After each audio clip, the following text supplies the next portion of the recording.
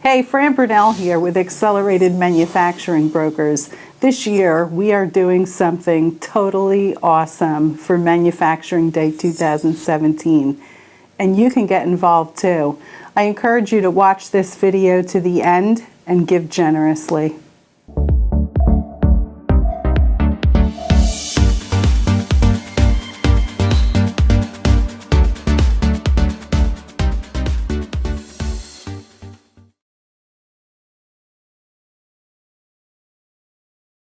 Well, I'm currently the fundraising chair for Engineers Without Borders, Boston University. I am a biomedical engineering student there, entering my junior year. I'm concentrating in nanotechnology for my major, and I'm minoring in business administration.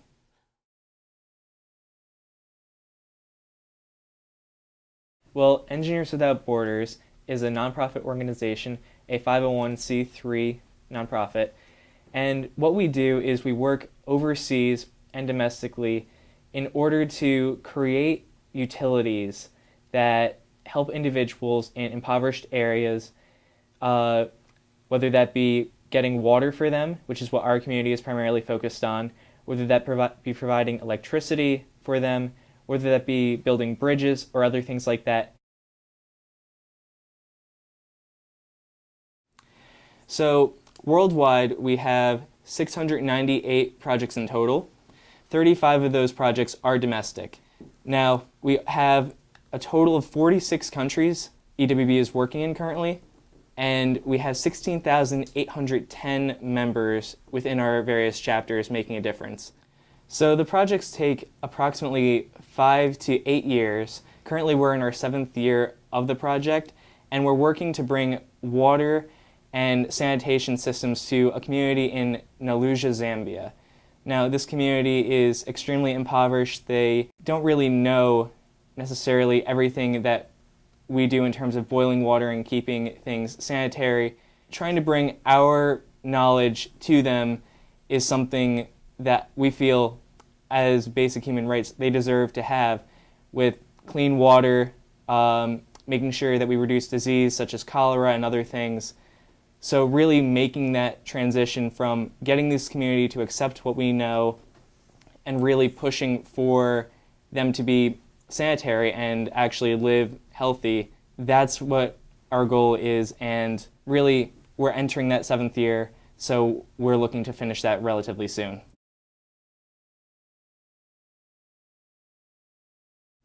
Okay, so currently we're working in a community known as Naluja in Zambia. And we're working on 2 projects currently. We finished a couple in the past, including some biosand filters and other things like that. But our first project is a rainwater catchment system, and that will be located on a local school building.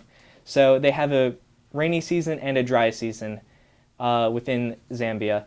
And our goal is to harvest as much clean rainwater as we can during that period, because otherwise we have individuals drinking from shallow boreholes, which have tested positive for cholera.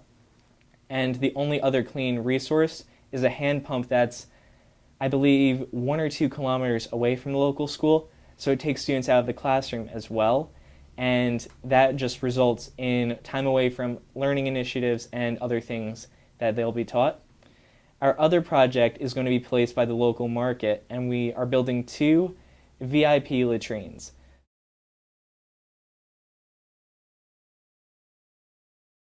Yes, so the ultimate goal of Engineers Without Borders is to create a sustainable development community. To make something truly self-sustaining and as good as we want it to be, we want to make sure that our project is accepted by the community. We want to make sure that our project is really taken into account and learned by the community so they have a full understanding of it, and maybe they can create our project themselves after we pull out.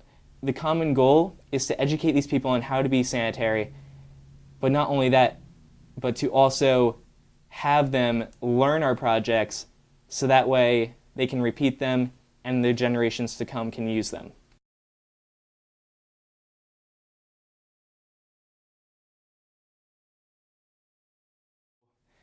Going into a country like Zambia is definitely something that is intimidating.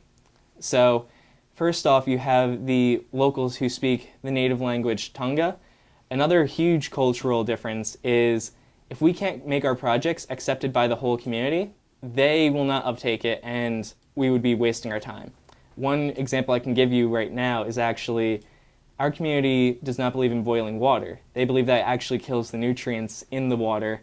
Unfortunately, that has led to disease such as cholera in our community, which we've tested and it's shown positive for that disease.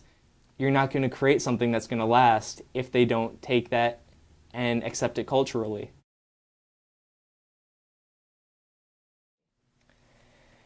Being at Boston University is an amazing experience, but it's a large campus.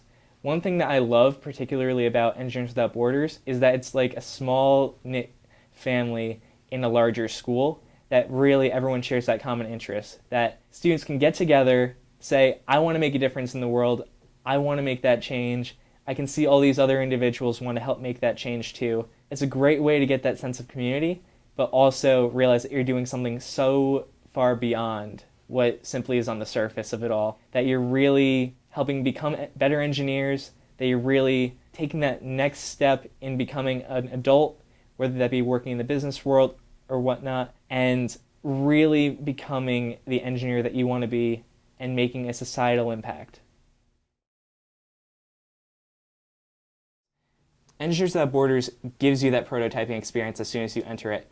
It gives you the opportunity to work abroad and actually meet other companies, such as some of our foreign sponsors, such as the Luca Foundation, work with you guys with Accelerated Manufacturing Brokers, and the combination of being able to work with prototyping, CAD modeling, and other things of that nature, and that business aspect that you get from working internationally and domestically.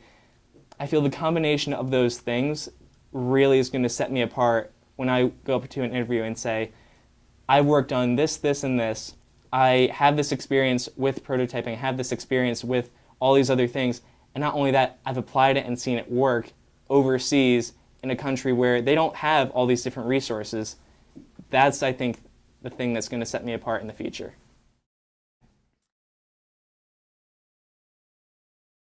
The best way to get started would be to go to the Engineers Without Borders USA website, which is ewb-usa.org,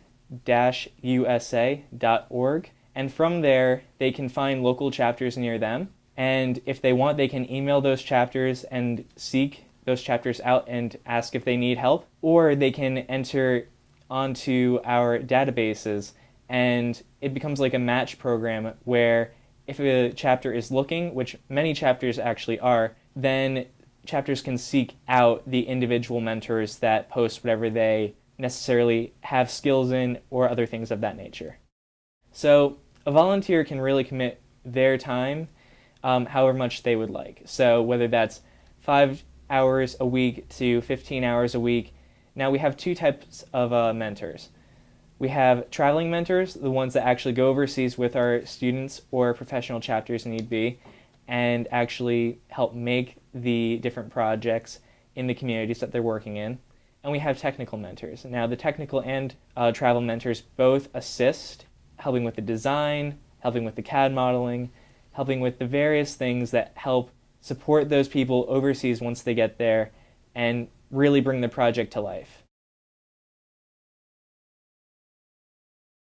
This whole campaign that we are starting in this process, which is going to be called Manufacturing Change in Zambia, is a great way to start. So with our Engineers Without Borders Boston University chapter, we are actually starting a crowdfunding campaign where individuals or businesses can donate to our program financially, and the money will go to various things such as airfare, materials, food and supplies for our travelers, and other things of that nature.